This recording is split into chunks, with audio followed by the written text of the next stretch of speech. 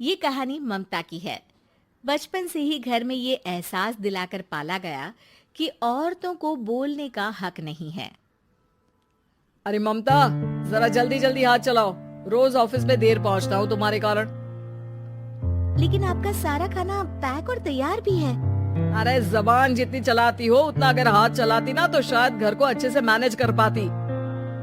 क्या मतलब है? क्या नहीं मिला आपको? मोजे मोजे कौन देगा?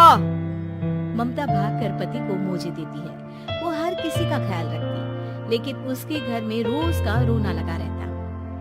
अरे माँ, आज स्कूल में टीचर ने मुझे फीस के लिए डांटा। माँ, मुझे अच्छा नहीं लगता कि स्कूल में फीस के पैसों के लिए मुझे कोई भी बात सुनाए। अरे पर बेटा, ये तो पापा करते हैं ना, सारा ऑनलाइन। मुझे तो इसकी जानकारी भी नहीं है।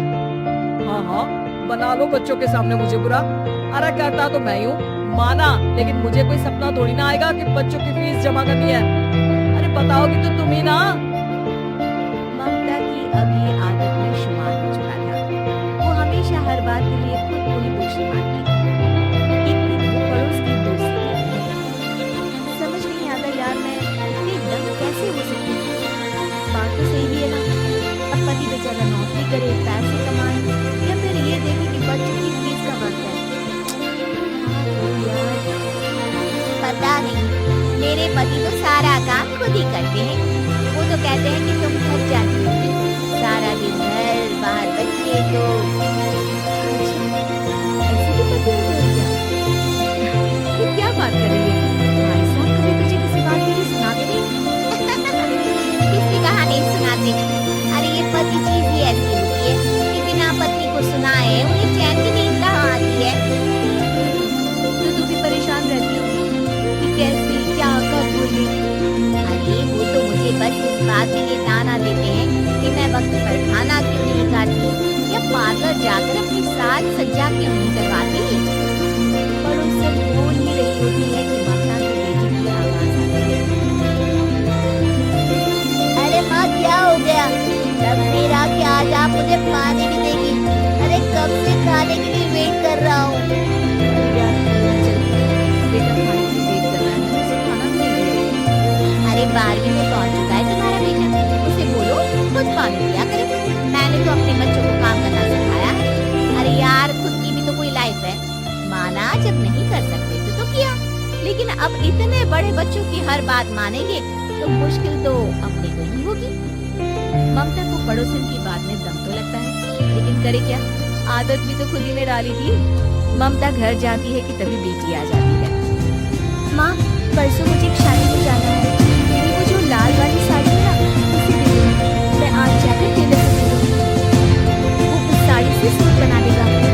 अरे नहीं नहीं तारा, वो मेरी माँ ने मुझे दी थी और उस साड़ी से मेरी काफी भावनाएं जुड़ी हैं। तुमको ना मैं दूसरी साड़ी दे दूंगी। ओके, कोई बात नहीं, लेकिन आज दे देना पक्का। तारा माँ की साड़ी से सूट बनवाकर आई थी, लेकिन जब वो माँ की जगह क्या है, मैं तो समझ ही नहीं पा रही हूँ। अरे जब वो साड़ी मांगेगी तो ये चिंटू की साड़ी क्यों दी? नहीं पागल थी जो इस साड़ी का सूट बनवा लिया मैंने। माँ, जानती नहीं हो कि कॉलेज में मेरी कितनी हंसी हुई? तभी वहाँ ममता का पति से भी आता है। अरे गवार औरत, जब बेटी साड़ी मांग रही थी तो दे देती ना। अरे पापा, इनकी तो इमोशंस जुड़े थे उस साड़ी से। ममता इतने समय के बाद मेरी बेटी की बेइज्जती मैं बिल्कुल बर्दाश्त नहीं कर सकता। ये मैं नहीं चाहता कि मेरी बेटी से कोई भी ज्यादा सुंदर लगे पूरे कॉलेज में। जी, वो पढ़ने में तारा बिल्कुल अच्छी नहीं है। उसकी पढ़ाई पर आप ध्यान दीजिए ना। अच्छा, अब तुम मुझे बताओगी कि मुझे किस पर ध्यान देना और किस पर नहीं। रमेश जैसा ही ये वाक्य पूरा करता है, ममता की बेटी और पति उस पर जोर जोर से हंसते हैं। अरे ठीक है ना, पता ही नहीं चला कि कैसे वक्त इतना बीत गया। अरे कैसे पता चलेगा माँ? हम लोगों के पीछे जो तू बैताल की तरह चिपकी रहती थी, तुझे कैसे वक्त का पता चलता?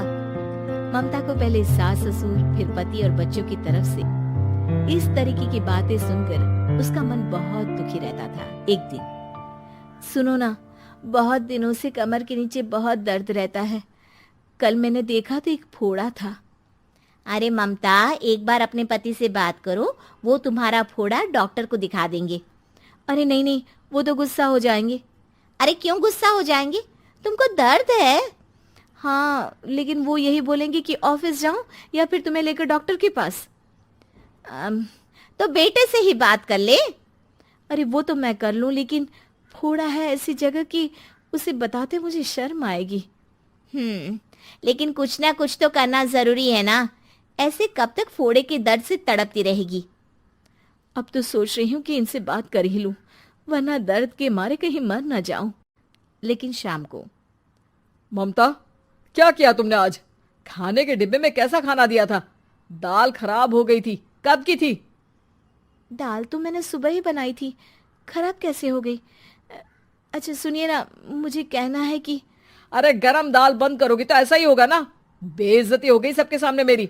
ऑफिस वालों ने ऐसा मजाक उड़ाया कि क्या बोलूं।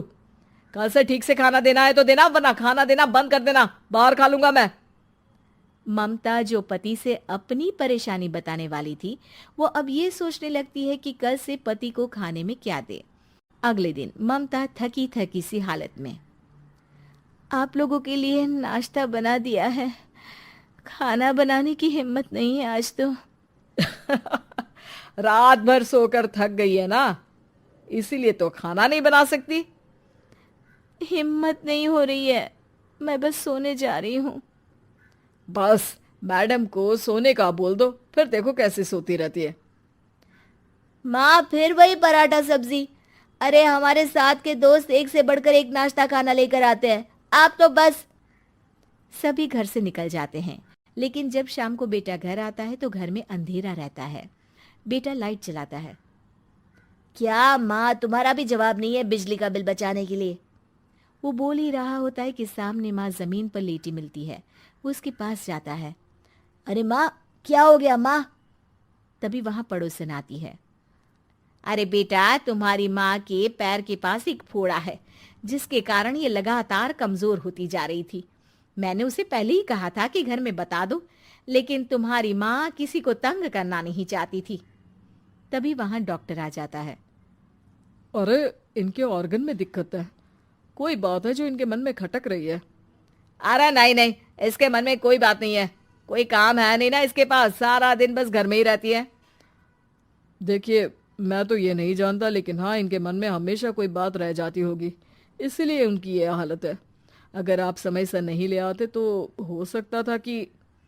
अरे नहीं नहीं डॉक्टर साहब, हम पूरी कोशिश करेंगे कि वो ठीक हो जाए। हम लोगों ने अपनी ही परेशानी माँ के सामने रखी, लेकिन किसी ने माँ की दिक्कत को जानने की कोशिश तक नहीं की।